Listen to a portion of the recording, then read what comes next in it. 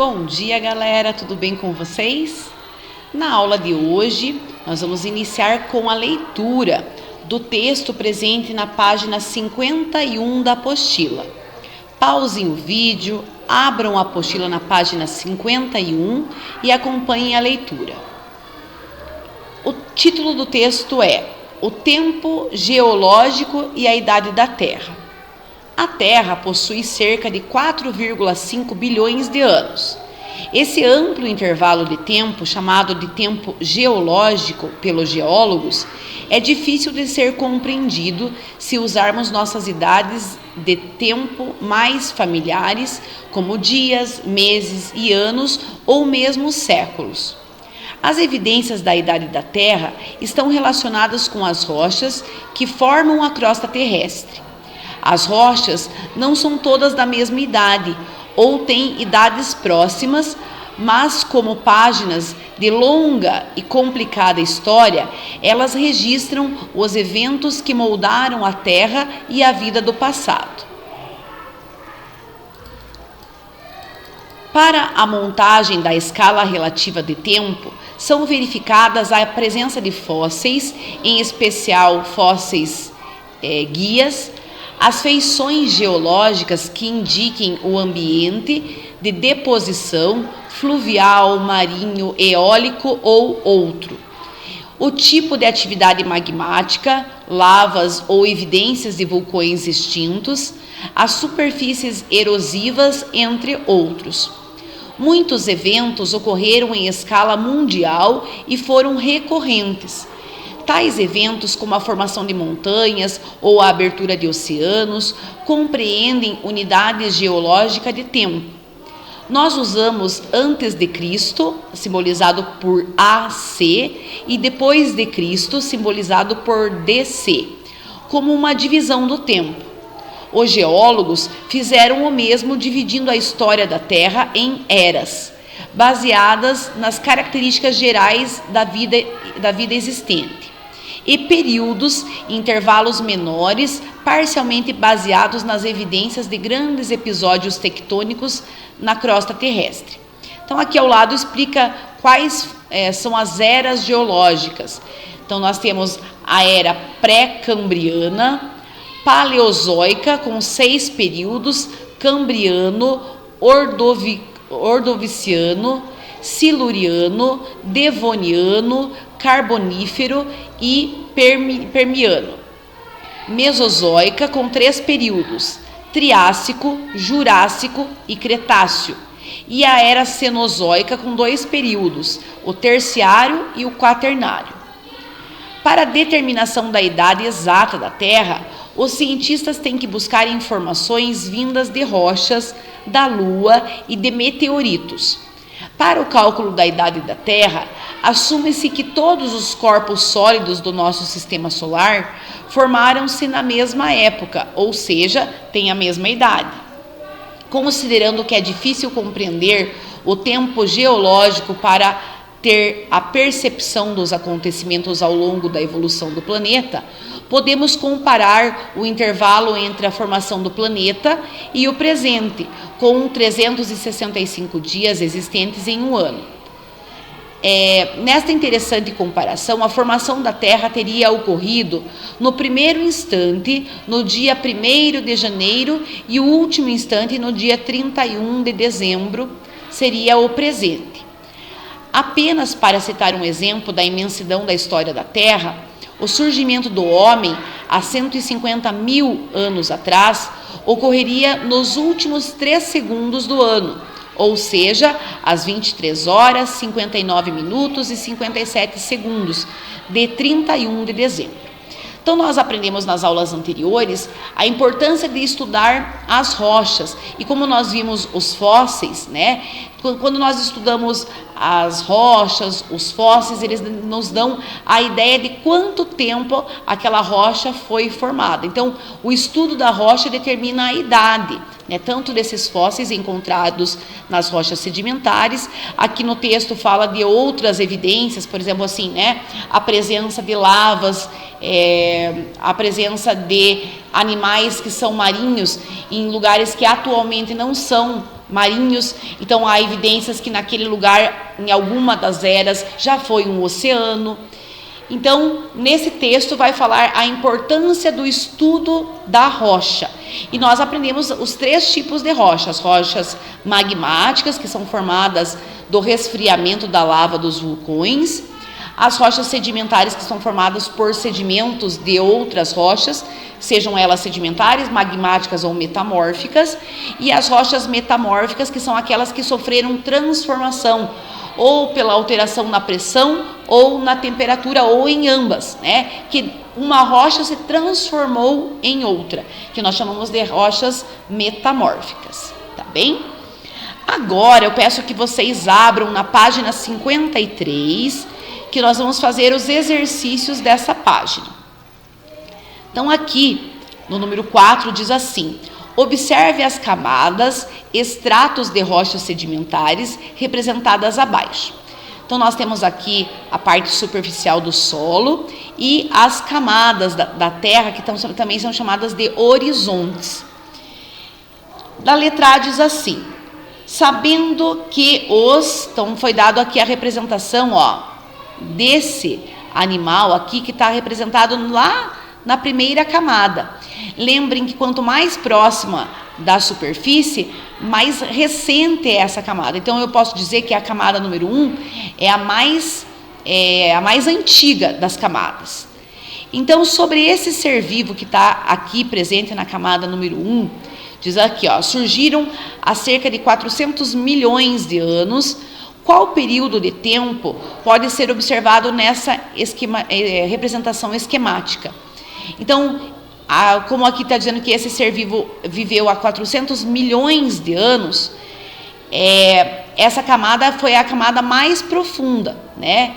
Que é datada pela presença desses animais. Então, nós sabemos que se eu encontrar a presença desse animal, a idade dessa rocha é de 400 milhões de anos, tá? Na letra B, diz assim: em que tipo de ambiente viviam os seres encontrados na camada 1 e 5? Então, notem que aqui, nas camadas 1 e na camada 5, nós conseguimos observar animais marinhos.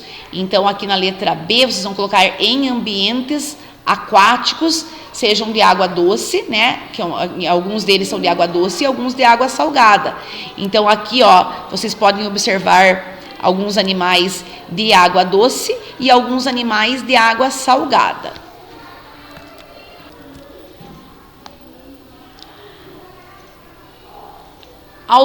Letra C, ao longo dos milhões de anos, que tipo de organismo surgiu primeiro? Os trilobitas ou os peixes? Explique sua escolha. Então, os trilobitas são esses seres que estão na camada número 1, que foram os primeiros fósseis, os mais antigos encontrados. Então, notem que os trilobitas são mais antigos do que os peixes, que estão aqui na camada número 5, né? Então, quanto mais profunda for a camada, mais antiga ela é. Então, lá na letra C, vocês podem colocar que são os trilobitas. Vocês podem até colocar, porque está na camada número 1, que é a mais interna, ou seja, a mais antiga, tá? No próximo exercício, diz assim: a ilustração a seguir apresenta as principais camadas da Terra, desde o interior até o limite com o espaço sideral. Anote ao lado de cada camada o seu respectivo nome. Então, vamos começar lá do interior do planeta, né? Então, lembrem que lá no centro nós temos o núcleo, que é dividido em núcleo interno, que é a parte central, formada por ferro sólido. O núcleo externo, que está acima do núcleo interno, que é formado por ferro e níquel derretidos. Nós temos acima do núcleo o manto, que equivale a 2/3 de toda a parte interna do planeta. 2/3 estão no manto. Nós temos o manto também é dividido em duas partes. Essa parte que está mais próxima do núcleo é chamada de manto inferior. E a parte que está mais próxima da crosta é o manto superior. Essa parte azul aqui é onde nós vivemos, que é a crosta terrestre. Então aqui nós representamos as camadas internas da Terra, né? Núcleo, manto e crosta. Aqui está simbolizando a parte aquática, né? Tudo que nós temos de água no planeta Terra, rios, mares, lagos, oceanos, as águas superficiais formam a hidrosfera, que é a camada de água que nós temos no planeta Terra. E aqui na parte superior, se for necessário, pausem o vídeo, copiem bem correto o nome de cada camada, tá? Então, aqui nós temos a atmosfera, que é a camada de ar que envolve o planeta Terra. Então, a primeira camada, que é a que está mais próxima da crosta, é chamada de troposfera, que é a camada que nós vivemos. Na troposfera é onde existe o gás oxigênio, que é o gás que nós respiramos. É nela também que sobrevoam os aviões, é nela que nós encontramos os fenômenos meteorológicos, como chuva, vento, granizo. Acima da troposfera, nós temos a estratosfera. Na estratosfera, que nós encontramos a camada de ozônio, que é a camada que serve para proteger o planeta Terra da radiação solar, ou seja, dos raios ultravioletas do Sol. Em seguida, nós temos a mesosfera, que é a camada mais fria que nós temos da atmosfera. Então, aqui é nessa camada que os meteoros se transformam em estrelas cadentes. A próxima camada é a termosfera, que é a camada mais quente do planeta Terra. É onde nós encontramos os fenômenos da aurora boreal, aurora austral. E por último, a camada mais externa, que está mais próxima do espaço sideral, que é o limite entre o nosso planeta e o espaço sideral, que é a exosfera. É nessa camada que estão os satélites artificiais e os telescópios, tá? Então completem lá bem certinho com o nome de todas as camadas que nós aprendemos. Nós aprendemos as camadas internas do planeta e as camadas externas do planeta. No exercício 6 diz assim: nas calçadas de Araraquara, em São Paulo, há placas de arenito que exibem pegadas fossilizadas de dinossauros que viveram na região há milhares de anos. O estudo dessas pegadas foi iniciado pelo paleontólogo italiano Giuseppe Leonardi.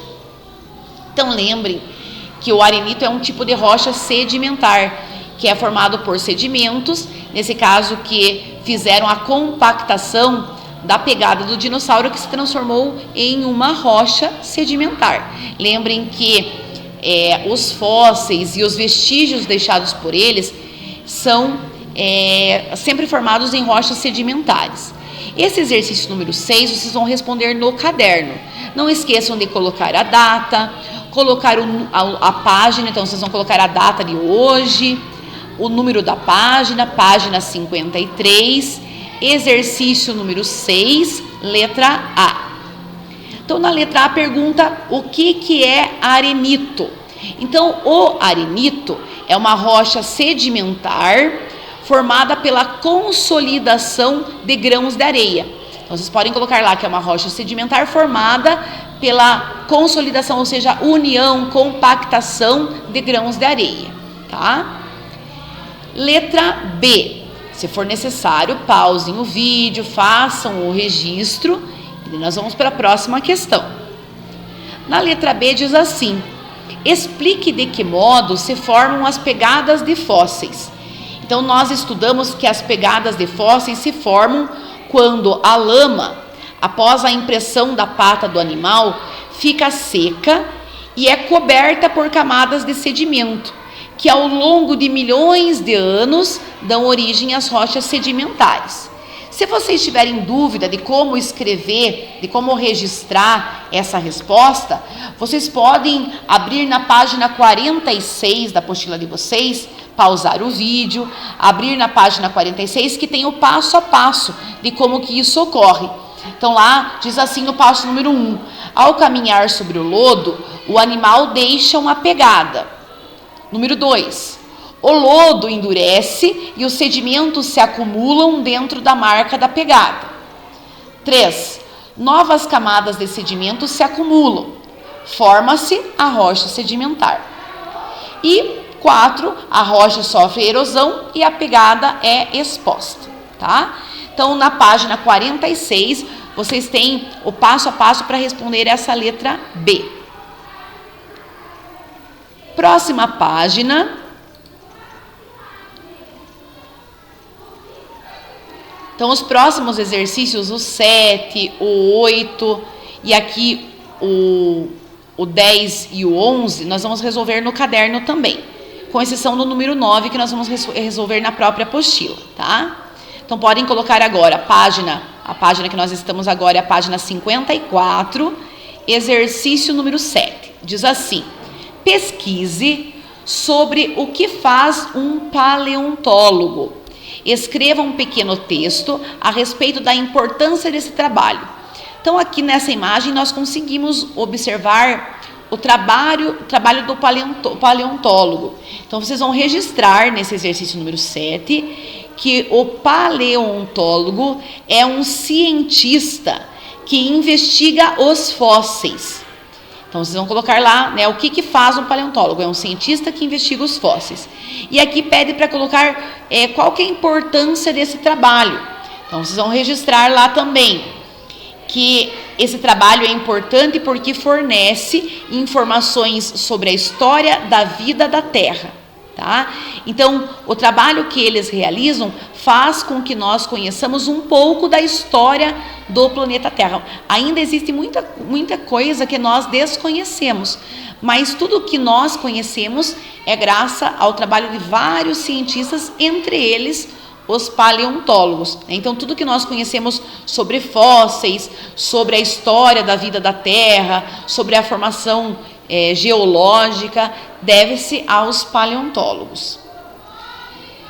O próximo exercício, número 8, também vocês vão fazer no caderno. Então, vocês vão colocar lá, número 8. Quem quiser registrar, fazer a pesquisa, fazer a resposta diferente da tia Letícia, né, pesquisar lá na internet o que é um paleontólogo e o porquê que a profissão dele é importante, e registrar aqui. Vocês podem registrar com as palavras de vocês, tá? Ou baseados em sites de pesquisa. No número 8 diz assim: entre 12 milhões e 1,5 milhão de anos atrás, erupções vulcânicas no oceano produziram um dos mais belos arquipélagos brasileiros, o arquipélago de Fernando de Noronha. Explosões de lava construíram uma montanha cuja base se encontra a 4,2 quilômetros de profundidade, formando a ilha principal. Durante milhares de anos, o cone vulcânico original sofreu a ação de ventos, do sol, das chuvas, das marés e das ondas, o que modificou até apresentar o relevo atual. Então, aqui está dizendo que Fernando de Noronha surgiu, né, esse arquipélago, surgiu a partir da lava de vulcão que resfriou, que solidificou e deu origem a essas rochas, que são rochas magmáticas. Mas essas rochas sofrem com a ação do vento, das chuvas, das marés, das ondas, que modificam a rocha, ou seja, formam pequenos sedimentos, né? Então, vocês vão responder lá no caderno. Letra A. Pesquise e explique o que é um arquipélago. Então, vocês vão colocar lá, número 8, letra A.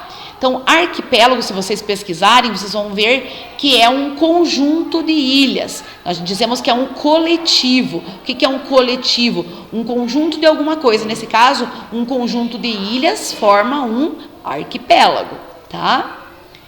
Letra B.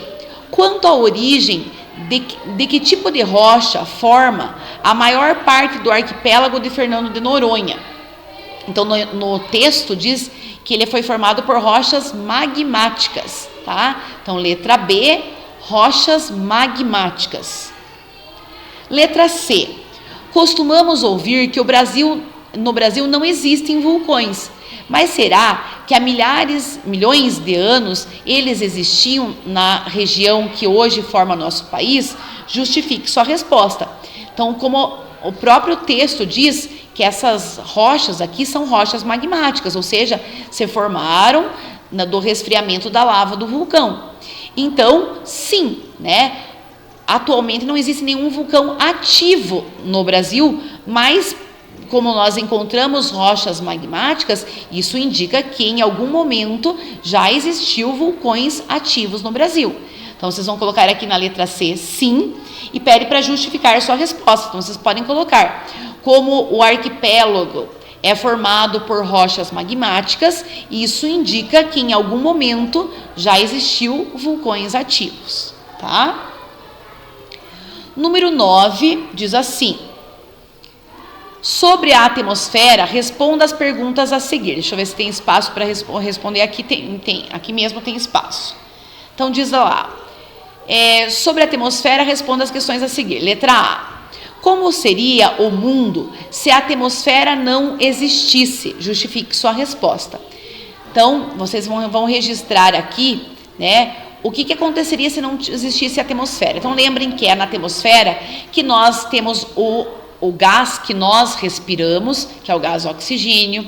Então, sem ela, nós não existiriam seres que dependessem do gás oxigênio.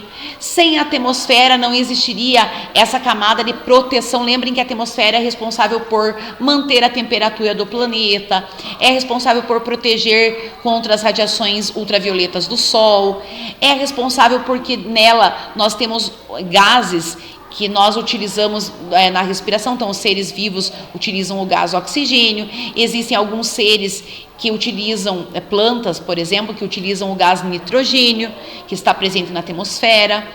E o gás carbônico faz com que é importante para as plantas realizarem a fotossíntese. E o gás carbônico também é responsável pelo efeito estufa, que faz com que a temperatura, né, fique considerada agradável. Com o aumento da quantidade de gás carbônico, vai aumentar esse efeito estufa, então vai ter um aumento na temperatura, né? Então, o gás carbônico é emitido por tudo que entra em combustão, tá? E através até da nossa respiração, nós liberamos gás carbônico. Todos os seres vivos, né, animais, eliminam gás carbônico no processo de respiração, tá? Letra B: partindo da região da atmosfera que nos envolve, identifique as camadas que formam a atmosfera. Então, lembrem que nós estudamos as 5 camadas. Então, a troposfera, que é a camada que está mais próxima da crosta. Acima da troposfera, nós temos a estratosfera. Acima da estratosfera, nós temos a mesosfera, que é a camada mais fria. Acima da mesosfera, nós temos a termosfera, que é a camada mais quente. E a última é a exosfera, que é uma margem entre a Terra e o espaço sideral. Exercício 10, nós vamos resolver no caderno. Então, aqui diz assim: observe com atenção a ilustração a seguir e responda ao que se pede. Então, é parecido com o exercício anterior, que mostra as várias camadas da Terra, que nós chamamos também de horizontes. Daí diz assim, ó, letra A: marque um X sobre o fóssil mais antigo. Então, lembrem que quanto mais na parte interna estiver, mais antiga é essa rocha. Então, os fósseis mais antigos estão aqui embaixo, que são os trilobitas, tá? Vocês vão marcar um X aqui nessa parte, na camada número 1. Na letra B, diz assim: em que tipo de rocha os fósseis podem ser encontrados? Então, lembrem que eu expliquei para vocês que é nas rochas sedimentares, porque são os sedimentos que são depositados sobre o fóssil, que vai fazer com que aquele osso ou aquela fezes, as fezes fiquem fossilizadas, tá?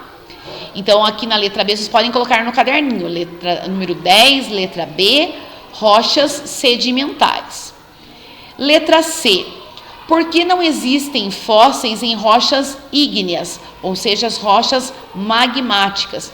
Então lembrem que os fósseis, essa deposição dos sedimentos tem que ocorrer de maneira rápida, porque senão vai ocorrer a decomposição daquele ser vivo, né? E ele não vai ficar intacto.